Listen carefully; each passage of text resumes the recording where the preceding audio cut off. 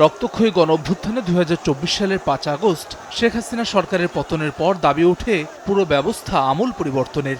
রাষ্ট্রের বিভিন্ন খাত সংস্কারের উদ্যোগ নেয় অন্তর্বর্তী সরকার।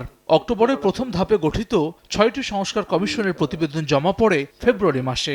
এসব প্রতিবেদনের সুপারিশের বিষয়ে ঐকমত্য প্রতিষ্ঠার লক্ষ্যে ১৫ ফেব্রুয়ারি যাত্রা শুরু করে জাতীয় ঐকমত্য কমিশন।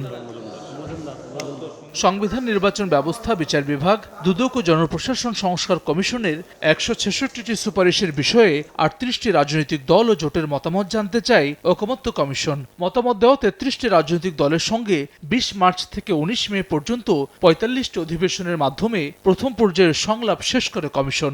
২রা জুন দ্বিতীয় পর্যায়ের আলোচনা শুরু হয়। প্রাণ সসের মাখামাখি টেস্ট নুডলসকে করে তোলে আরো ইয়ামি, আরো জোস। প্রাণ সস, সসের বস। এসব আলোচনায় স্বৈরতন্ত্র টিকিয়ে রাখার অন্যতম উপাদান হিসেবে বিবেচিত ৭০ অনুচ্ছেদে রাজনৈতিক দলগুলোর ঐকমত্য তৈরি হয়েছে, যা বাস্তবায়ন হলে অর্থবিল ও আস্থা ভোট বাদে বাকি বিষয়ে নিজ দলের বিপক্ষে ভোট দিতে পারবেন সংসদ সদস্যরা। এছাড়াও বিরোধী দল থেকে জনগুরুত্বপূর্ণ বিষয় সংক্রান্ত জাতীয় সংসদের স্থায়ী কমিটির সভাপতি নিয়োগ, নারীদের জন্য ১০০টি সংরক্ষিত আসনের বিষয়ে সবাই একমত হয়েছেন।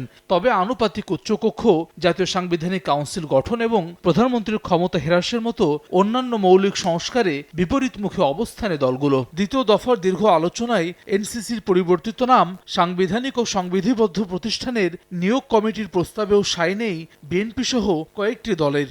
এ ধরনের কমিটি নির্বাহী বিভাগের ক্ষমতা খর্ব করবে বলে মনে করে দলটি। প্রধানমন্ত্রী হিসেবে একজন ব্যক্তির সর্বোচ্চ ১০ বছর মেয়াদ মানার শর্ত হিসেবে সাংবিধানিক ও সংবিধিবদ্ধ প্রতিষ্ঠানের নিয়োগ কমিটি বাদ দেওয়ার দাবি বিএনপির।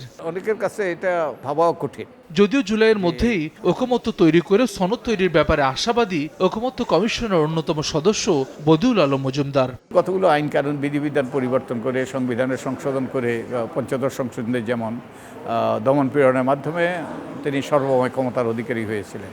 তো আমরা তো এগুলো যদি পরিবর্তন না করি আমার তো আবারও সেই স্বৈরাচারের পুনরাবির্ভাব করতে পারে। আশাবাদী হতে চাই আমরা বাংলাদেশের ভবিষ্যতের স্বার্থে আমরা কতগুলো বিষয়ে ঐক্যমত্যে বুঝতে পারব। রাষ্ট্রবিজ্ঞানী অধ্যাপক সাব্বির আহমেদ মনে করেন, সমঝোতার মধ্য দিয়ে যতটুকু ঐকমত্য তৈরি হবে তা বাস্তবায়নেই জোর দেওয়া উচিত। এক্ষেত্রে জাতীয় স্বার্থে সব রাজনৈতিক দলকে ছাড় দেওয়ার পরামর্শ তার।